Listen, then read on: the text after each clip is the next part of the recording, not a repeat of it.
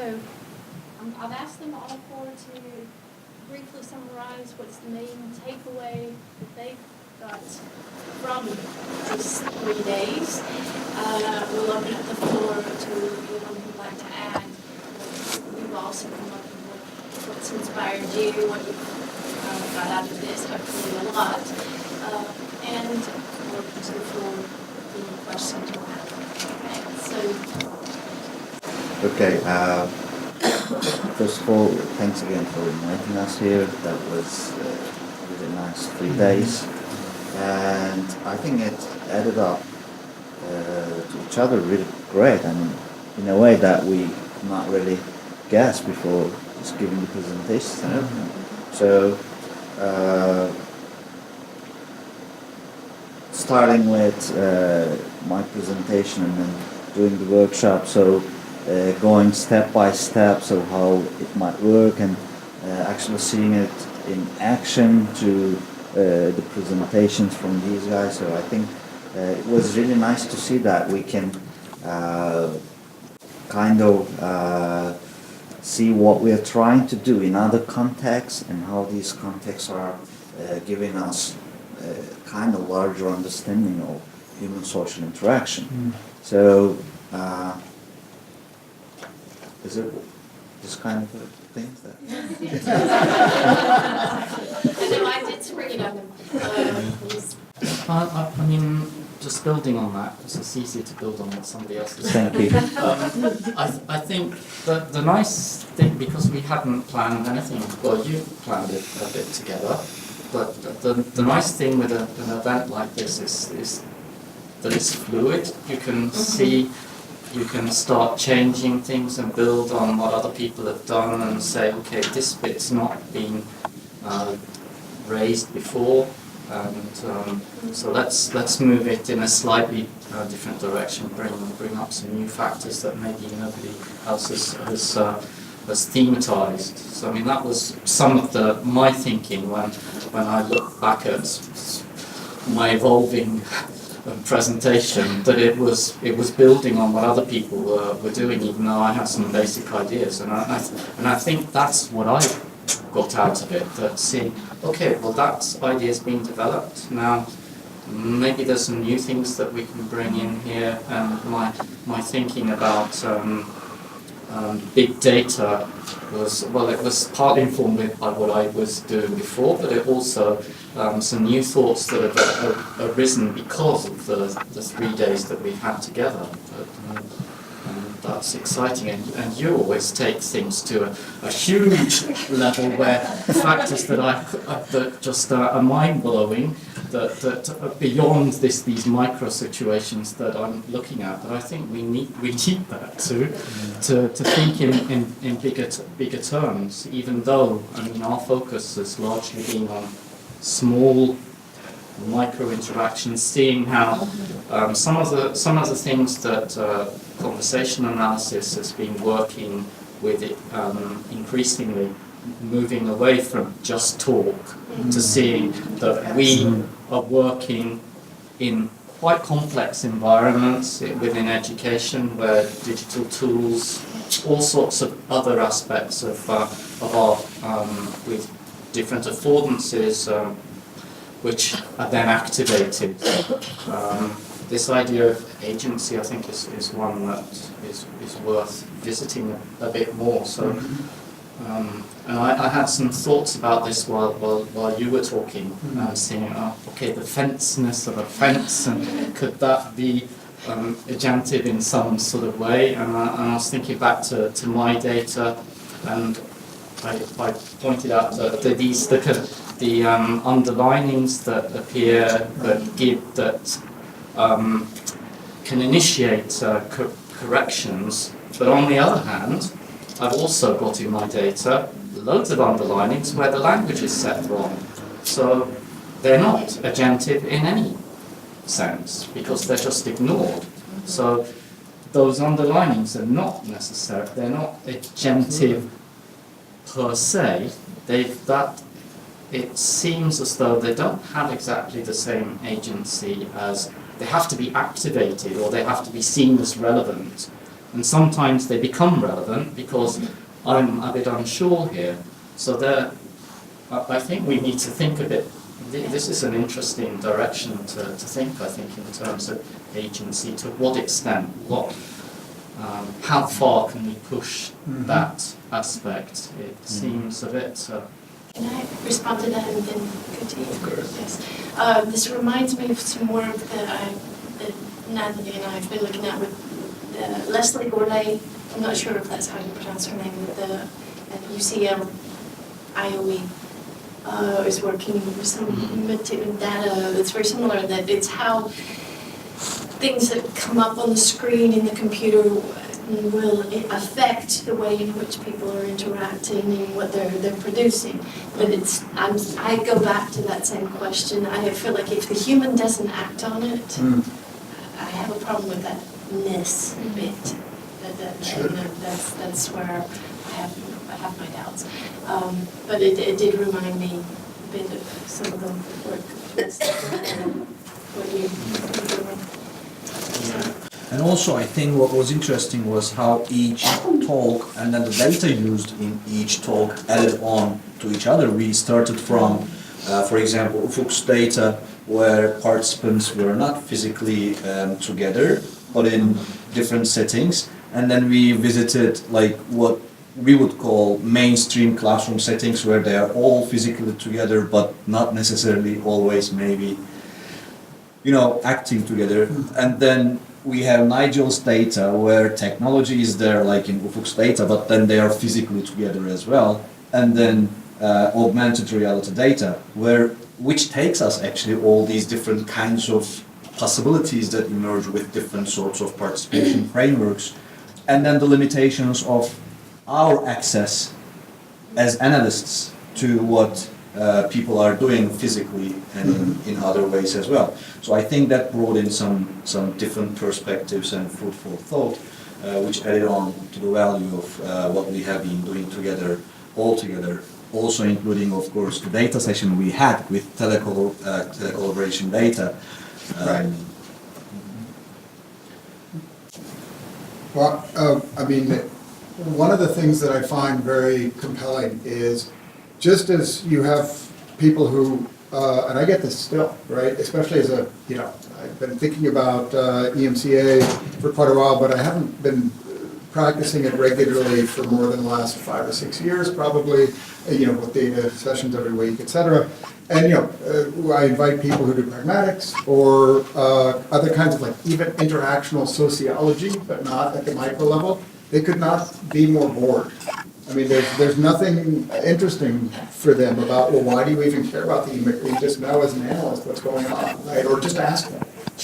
No, that's what you get. And I realize, so this group, that would be but I would suggest that we think outside of human exceptionalism, because Ian Bogost, for example, the philosopher, also a game designer, who's at Georgia Tech, has a book called Alien Phenomenology, What It Is Like to Be a Thing. And the idea is, just as some people can't understand things from other cultural vantage points, attempting to understand the world without the human-centeredness and human exceptionalism as the overwhelming foreground against which everything else must be evaluated, understood, and measured, is a problem in our ability to actually think truly innovatively about the ways in which, especially high technology objects, which are not the same as just generic physical objects in the world.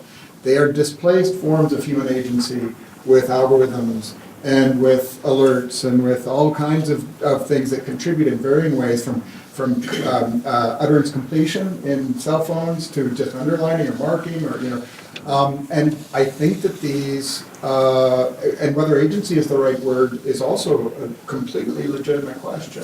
And no one is saying, by the way, that there's symmetry or animate and inanimate, human, non-human actants and complex networks are the same or have equal value, or, no one's saying that. The point is to really think about Is this sort of also moving towards artificial intelligence? For example, that would be a really interesting case, right? And I think that, there are some things to say about that, but I think it's really important that we think about the ways in which, especially with digital mediation, we are increasingly in environments that are affecting and acting with, and maybe even acting on us in ways that we cannot control, and in ways that we imagine, in an illusory sense, that we have certain agency over, but in fact we don't. And if you look at some of the things that I see happening with technology now, it's dystopic, I would say, and that there are certain patterns that illustrate compulsive behavior and these sorts of things. And some of it is this capacity of the device to affect or object regulate the human agent. So, you know, you may not want to use terms like agency, but we need to think about how we're going to describe that. The object regulation of a sentient being by the displaced algorithms associated with a mechanical or digital device. How do we want to theorize that? How do we want to talk about that? And again, that reminds me of the comment that came from the interview, one of the, from the Konect data, where they said we have to learn to be partners with technology, not just use technology, not think of using technology as being an addition, but we have to partnership. Partnership, so. Yeah. I think it's an interesting idea. Right? We have 5 minutes left. We'd like to open it up to the audience. Oh, come on, 7 minutes. Take 7. 7 minutes, yes, we'll give you 7. Just a question, I make just one connection between two of the speakers, but it's an open question as well, is the role of the task designer as an agent. Because I saw in Uluf's, you had things that the students couldn't do, yes, some rules, and they orientated to those in the policing. And then in Steve's, one of the students says he needs us to say what. I understood that the he was you. Is that No, right? that was the artificial intelligence that was giving them the task. Well, Yeah. but was that you designing or speaking? Yeah, I mostly undergraduates actually, but we who developed that initial environment and such, yeah. So that, I suppose that there are instructions that are driving the Yeah, for progression. sure. Yeah, it's their agents that are kind of pushing the task on. yeah. So my question is, what is the role of the task designer then in respect to, what is the relationship with the task designer or the task instructions and the unfolding?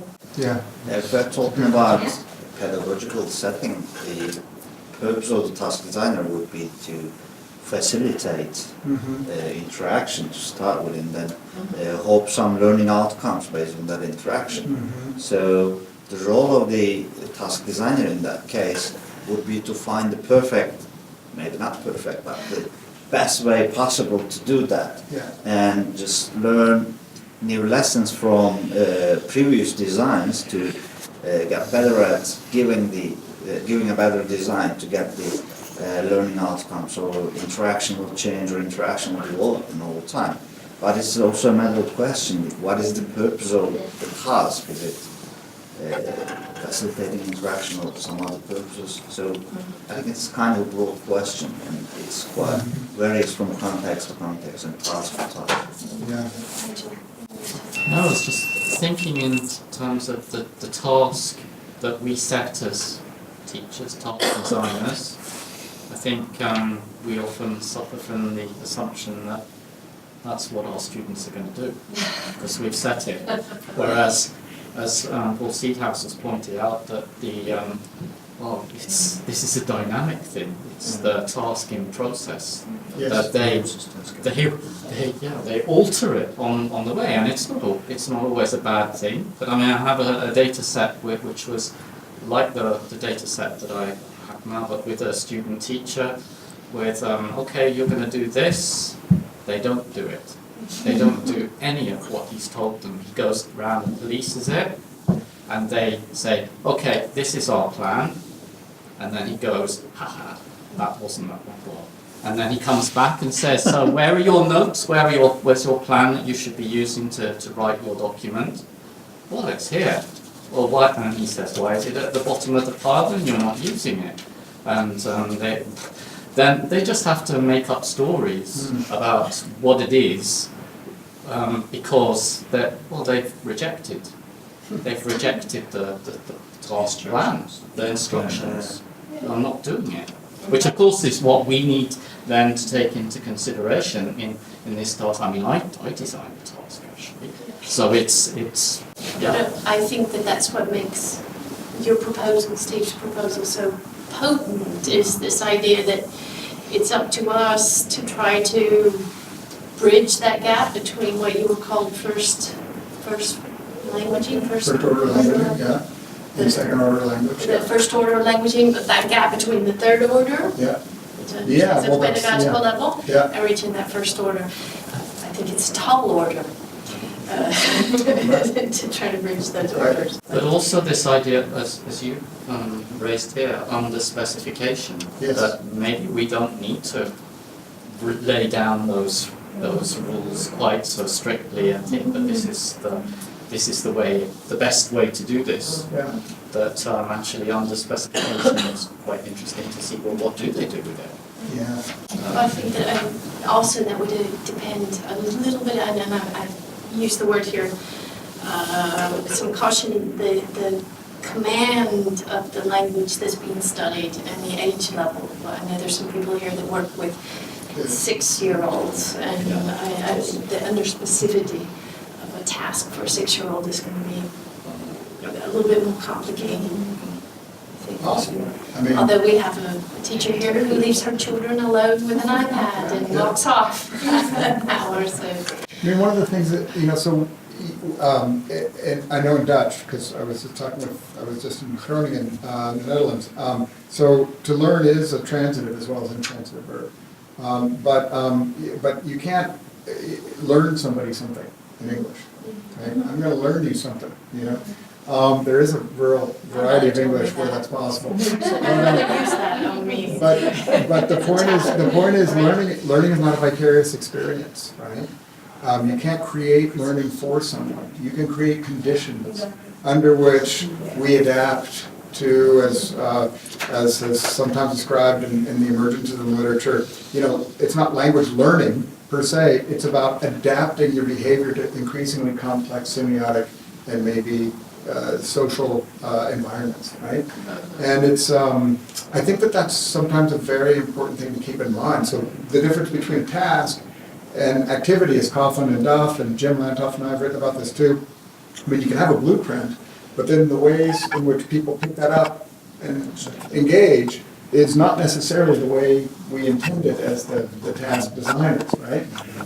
And maybe there's some problems there, and obviously, so the only reason for formal education is efficiency and effectiveness and meeting targeted learning outcomes. I mean, that's the point, to have institutionalized learning like we do. So we need to adhere to that at some point, but it's the same as the error between lecturing and learning. I gave a lecture. I mean, they should know, right? Well, I mean, sometimes those relationships are not very obvious. The banking metaphor, right? You talk about it, and then you open up their head, put the knowledge in, close the head up, and you go away, and it doesn't work that way. So figuring out environments that would encourage or predictably align with a developmental trajectory that is, the target is And that's, important. in relation to that also, that's why sometimes it's better to talk about opportunities for learning rather than learning itself. Yeah. So any task, any learning and teaching environment, or any, let's say, thing we create, it's for creating opportunities for learning, not necessarily just, it won't necessarily lead to learning, but creating opportunities for learning with the tasks that we create or with the environments we create for people. I like using that term better actually, rather than learning itself in isolation. Right. And as I think came across in your two presentations for sure, which focused on longitudinal development, it's not just about internalizing some sort of abstract knowledge, declarative knowledge from the outside. That might be the case, right? But it's about changing forms of participation, right? And I think that's a very profound way to think about learning and development, yeah, we could do a better job. But it's not really something that you can structure before the task engagement process starts, so Right? let's invite everyone to focus on task as process. She's got a great paper on it, by the way. Task and process. Do we have any final comments apart from giving a very, very wonderfully warm thank you to all four of our absolutely excellent speakers who have been so generous with their time, so generous with their knowledge, and I use the K with a very big thrust. These guys here. It's been exceptionally inspiring. I know that I come away with so many ideas. I feel like my head is just gonna explode, and I'm sure everyone else here feels equally grateful for all these wonderful ideas that have come up. So I want to thank you all for very, very, very much. Thanks for inviting me. And thank you for coming all 3 days. Okay? Thank you.